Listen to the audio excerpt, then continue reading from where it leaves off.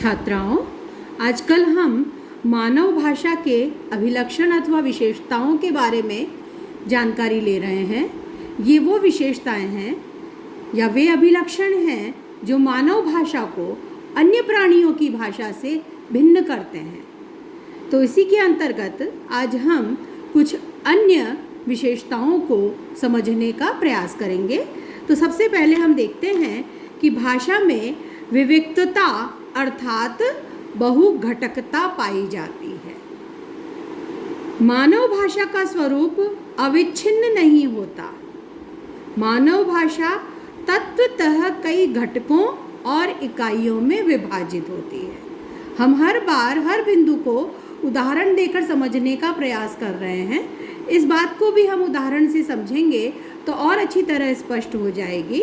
विविक्तता का अर्थ है बहुघटकता, अर्थात मानव भाषा में अनेक घटक होते हैं, उसके अनेक स्तर होते हैं, अनेक इकाइयाँ होती हैं, अनेक घटक होते हैं। वो मानवेतर जो जीव हैं, प्राणी हैं, उनकी भाषा के समान अविच्छिन्न नहीं होती। तो ये अनेक घटक कैसे होते हैं इसको हम समझते हैं। जैसे वाक्य है वो एकाधिक शब्दों से बनता है और शब्द एकाधिक ध्वनियों से बनते हैं। इसे बहुघटकता, विच्छिन्नता, विविक्तता अथवा विभाज्यता कह सकते हैं।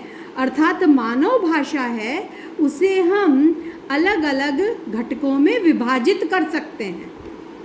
जैसे मानव भाषा का एक सबसे बड़ा जो रूप है वो प्रोक्ति जो अनेक वाक्यों से बनती है, वाक्य जो अनेक शब्दों से मिलकर बनता है, शब्द ध्वनियों से मिलकर बनते हैं। तो ये इसके अलग अलग स्तर हैं, अलग अलग घटक हैं। तो इन घटकों से या इनमें विभाजित कर सकते हैं। इन घटकों से मिलकर के वाक्य बनता है, एक पूरी भाषा का ढांचा, पूरी भाषा का स्वरूप हमारे सामने खड़ा होता है। या हम इसे करें, विभाजित करने का प्रयास करें, तो विभाजित करते करते हम अंतिम घटक ध्वनि तक पहुंच सकते हैं। यह विशेषता मानव भाषा में होती है, अन्य जीवों की भाषा में नहीं पाई जाती। उदाहरण के लिए अन्य जीव अपनी अलग अलग आवश्यकताओं या भावों की अभिव्यक्ति के लिए कुछ अलग अलग ध्वनि संकेत देते हैं। वो पूरे वाक्य के द्वारा अपनी बात को नहीं कहते हैं। उनके ध्वनि संकेत, जो ध्वनि, कुछ एक ध्वनियाँ उनके मुख से निकलती हैं, उन ध्वनियों का स्वरूप बदल जाता है और उसके माध्यम से संकेत मिल जाता है उनकी अलग अलग भावों का। और वो भाव भी कहाँ तक सीमित होते हैं?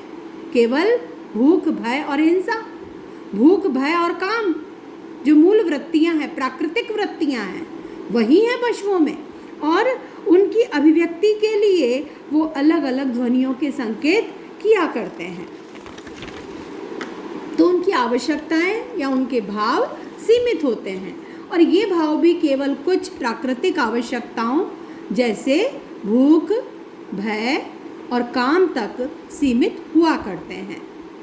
वह मनुष्य के समान वाक्य आदि जो विभिन्न शब्दों से बने हैं और शब्द जो विभिन्न ध्वनियों से बने हैं द्वारा अपने भाव या आवश्यकताओं को अभिव्यक्त नहीं करते। केवल ध्वनि परिवर्तन द्वारा ही वो परस्पर संकेत दे दिया करते हैं। जबकि मनुष्य अपने भावों को व्यक्त करने के लिए बड़े बड़े लंबे लंबे वाक्यों का प्रयोग करता है, विस्तार से अपनी बात कहता है, मन की बात को कहकर बता सकता है, अपनी आवश्यकता को कहकर अभिव्यक्त कर सकता है। अन्य मानवेतर प्राणियों द्वारा व्यक्त यह ध्वनि संकेत एक इकाई होते हैं, वो एक ही इकाई होते हैं। मानव भाषा है उसमें अनेक घटक होते हैं, उसे विभाजित किया जा सकता है। मानवेतर जो जीव हैं, अन्य प्राणी हैं, उनकी भाषा को इस प्रकार से विभाजित नहीं किया जा सकता। वो केवल ध्वनि संकेतों के माध्यम से अपनी बात कहते हैं और वो ध्वनि संकेत एक इकाई होते हैं।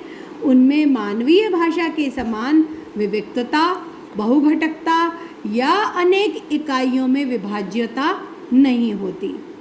अनेक इकाइयों से बना होना, बहुघटकता, विभाज्यता या विविक्तता केवल मानव भाषा में ही पाई जाती है, अन्य जीवों में यह नहीं मिलती। भाषा के अभिलक्षण के अंतर्गत हम अगली विशेषता लेते हैं, भाषा में द्वैतता होती है। जो मानव भाषा है उसमें द्वैतता का गुण होता है। अब द्वैतता को हम समझने का प्रयास करते हैं, यह द्वैतता क्या है। द्वैतता से तात्पर्य है दो स्तर। मानव भाषा में दो स्तर पाए जाते हैं। भाषा में किसी भी वाक्य को देखें तो उसके दो स्तर होते हैं। एक स्तर की इकाइयाँ सार्थक होती हैं, उन्हें रूपिम कहते हैं, और दूसरे स्तर की इकाइयाँ निरर्थक होती हैं, उन्हें स्वनिम कहते हैं। रूपिम और स्वनिम ये दो स्तर हैं मानव भाषा के। तो रूपिम क्या है, स्वनिम क्या है, उन्हें भी हम समझेंगे। तो पहला स्तर जो है, एक स्तर है, इसकी इकाइयाँ सार्थक होती हैं, उनका अर्थ होता है, वो रूपिम कहलाती हैं। और दूसरे स्तर की इकाइयाँ हैं निरर्थक होती हैं, उन्हें स्वनिम कहते हैं। स्वनिम और रूपिम के इन दो स्तरों की स्थिति को द्वैतता कहा जाता है। ये दो स्तर मानव भाषा में होते हैं, इस कारण उसमें द्वैतता का गुण माना जाता है। अब हम देखते हैं रूपिम क्या है। रूपिम अर्थात सार्थक इकाइयाँ कौन सी? वाक्य में जो शब्द हैं, धातु अर्थात क्रिया, प्रत्यय, उपसर्ग, कारक चिन्ह आदि, ये सब सार्थक इकाइयाँ होती हैं जो मानव भाषा में पाई जाती हैं और इन सब का अर्थ हुआ करता है। जैसे हम उदाहरण लेते हैं, बंदर ने फल तोड़े। इसमें बंदर कर्ता है, ने उसका कर्ता का चिन्ह है, फल कर्म है, तोड़े क्रिया है। ये सार्थक इकाइयाँ हैं, इनका अपना अर्थ है, अभिप्राय है। और तोड़े में भी तोड़ प्लस ए चिन्ह है, और ए चिन्ह जुड़ करके तोड़ना में जब जुड़ा है तो ये भूतकालिक बन गया है। आप पूरा ध्यान से समझने का प्रयास करिए। तो शब्द, धातु, प्रत्यय, उपसर्ग, कारक चिन्ह आदि सब ये जितने भी तत्व हैं जो इस भाषा संरचना में हमें मिलते हैं, ये सब सार्थक इकाइयाँ हैं और इन्हें रूपिम कहा जाता है। तो इस वाक्य में बंदर, ने, फल, तोड़, ए, ये 5 रूपिम अर्थात सार्थक इकाइयाँ हैं। अब हम स्वनिम समझते हैं। तो स्वनिम वो ध्वनियाँ होती हैं जिनसे मिलकर सार्थक इकाइयाँ अर्थात रूपिम बनते हैं। तो रूपिम कैसे बनते हैं? स्वनिम से मिलकर बनते हैं। स्वनिम निरर्थक होते हैं, लेकिन स्वनिम रूपिम का निर्माण करते हैं। जैसे उपर्युक्त उदाहरण में बंदर शब्द है, हम एक ही शब्द को लेकर इस स्वनिम को समझने का प्रयास करते हैं। तो इस बंदर शब्द में ब हलंत प्लस अ प्लस न हलंत। आपको एक बात ध्यान रखना है, जो हमारी वर्णमाला है उसमें स्वर और व्यंजन जो दो भाग हैं, उसमें व्यंजन हलंत होते हैं हमेशा, और व्यंजनों का उच्चारण स्वर के संयोग से होता है। स्वर के संयोग बिना व्यंजन हलंत ही होता है, और स्वर के संयोग के साथ ही उसका उच्चारण हम कर पाते हैं।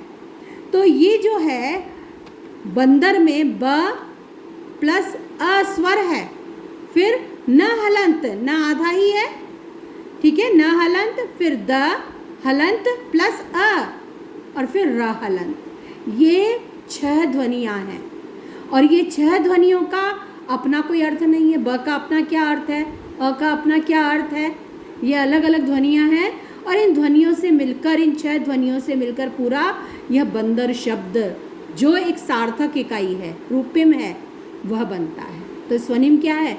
ध्वनियाँ। तो ये 6 ध्वनियाँ हैं। इन ध्वनियों का अपना कोई अर्थ नहीं होता, किंतु ये मिलकर भाषा में सार्थक इकाई का निर्माण करती है। जैसे ब, अ, न, द, अ और र, ये ध्वनियाँ मिलकर एक सार्थक शब्द बंदर जो रूपिम है उसका निर्माण कर रही हैं। यहाँ एक और बात समझनी आवश्यक है कि ये जो स्वनिम होते हैं, ये बड़ा रोचक तथ्य है। ये जो स्वनिम होते हैं, ये स्वनिम स्वयं तो निरर्थक होते हैं, लेकिन अर्थ भेदक होते हैं। कैसे? देखते हैं। स्वयं इनका कोई अर्थ नहीं होता इन ध्वनियों का, लेकिन अर्थ में भेद उत्पन्न करने का कार्य करते हैं, शब्दों के अर्थ बदलने का कार्य करते हैं। जैसे क और घ, ये 2 ध्वनियाँ हैं।